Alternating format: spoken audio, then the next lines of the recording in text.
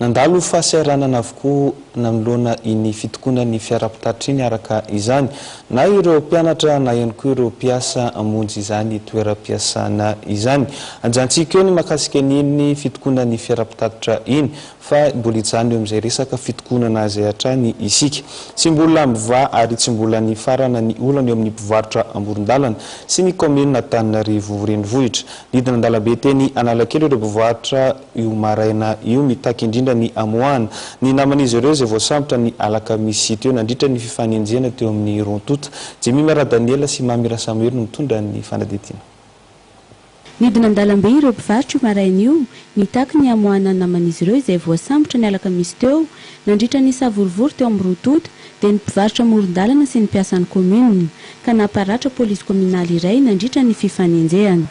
Voasambotra ny mpivarotra iray ka takindreo mpivarotra ny amoahana azy. Gaga dia tena mahagaga mihitsy hoe maninona no tazomina mihoatra ny 48 euro la olona. Tokony misy négociation, tokony hifanarahana zany ao amin'le problème hoe mpivarotra sy ny fivondronana. Inona mahatonga an'izy hoe mbola tazomina ihany. Tena zay zany zavatra mahagaga anay. Araka ny nambarandreo mpivarotra dia efa mihoatra ny andro nahafahana nitazona ilay naman'izy ireo. Tonga teny an-toerana ny mpitandron'ny filaminana ary nirotsaka tsehatra ihany koa ireo mpanao politika teny an-toerana izay nanohana ny fitakiany ny mpiasan'ny kompani mpitaterana ery Madagasikara ka niroso ny azo ny polisy sentrale tsara lalàna ny dia. Niditra tao amin'ny polisy tsara lalàna ireo mpanao politika ka tamin'izay no nahafantarana fa efa voatsara ilay mpivarotra ny asabotsy teo ka nahazo MD fa noho ny fitokonan'ny mpandrarano fonja dia naverina ao tsara lalàna.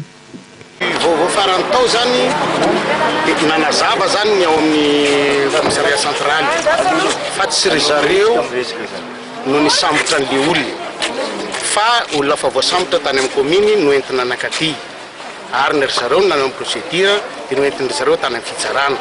Rehefa namoaka didy ny fitsarana dia lasa mandat dépôt le olona MD zany izy amin'izao fotoan'izao noho ny greffier sy ny mpiasan'ny fonja tsy miasa dia niangavian'ny fitsarana ry zareo hitazona any olona io.